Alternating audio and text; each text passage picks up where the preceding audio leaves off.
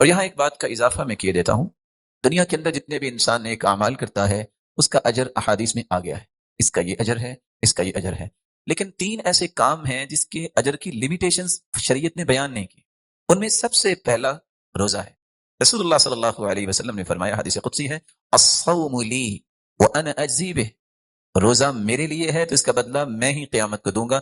دنیا میں اس کا اجر بیان نہیں کیا گیا۔ اللہ تعالیٰ کتنا دیں گے ہماری عقل وہاں تک سفر نہیں کر سکتی۔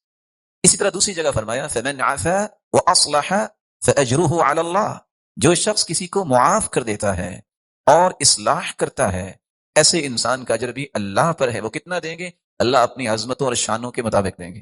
مثال سے ایک بات سمجھاؤں گا، اور مثال اللہ کے لیے ممکن نہیں ہے، فلا تضربوا للہ الامثال، اللہ کے لیے کوئی مثال بیان نہ کرو، لیکن انسان قریب الفہم جو ہے ہر چیز کو سمجھنا چاہتا ہے کہ جو میری سمجھ میں آئے۔ حاتم طائی کے پاس ایک شخص کھانا لینے آیا، اس نے 10 بوریاں اٹھا دی۔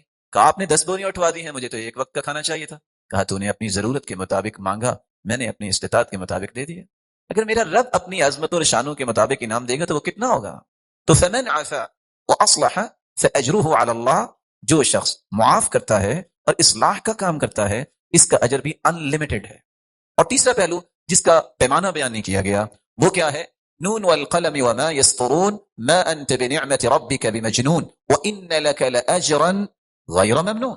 اے میرے محبوب، جب میں کہہ رہا ہوں کہ آپ دیوانے نہیں، ساری دنیا کہے تو پریشانی کیا ہے؟ انک لعلی خلق عظیم، دنیا میں آپ جیسا اخلاق تو کسی کے پاس ہے ہی نہیں۔ انک لعلی خلق عظیم، آپ تو خلق عظیم پر فائز ہیں۔ درمیان والی آیت کیا ہے؟ وان لک لاجرا غیر ممنون، لوگوں کے طعنے سننا، لوگوں کے مذاق سہنا، لوگوں کی تکلیفیں برداشت کرنا، اس کا اتنا اجر ہے ان لمیٹڈ۔ تو روزہ، معاف کرنا، اصلاح کرنا اور لوگوں کے تکلیفوں کو برداشت کرنا، صبر کرنا، یہ اتنا بڑا عمل ہے کہ اس کا میزان و مقیاس دنیا میں بیان نہیں ہوا۔ اس کا اجر اللہ ہی دیں گے۔ کتنا دیں گے؟ جو اس کی شان اور عظمت کے لائق ہے۔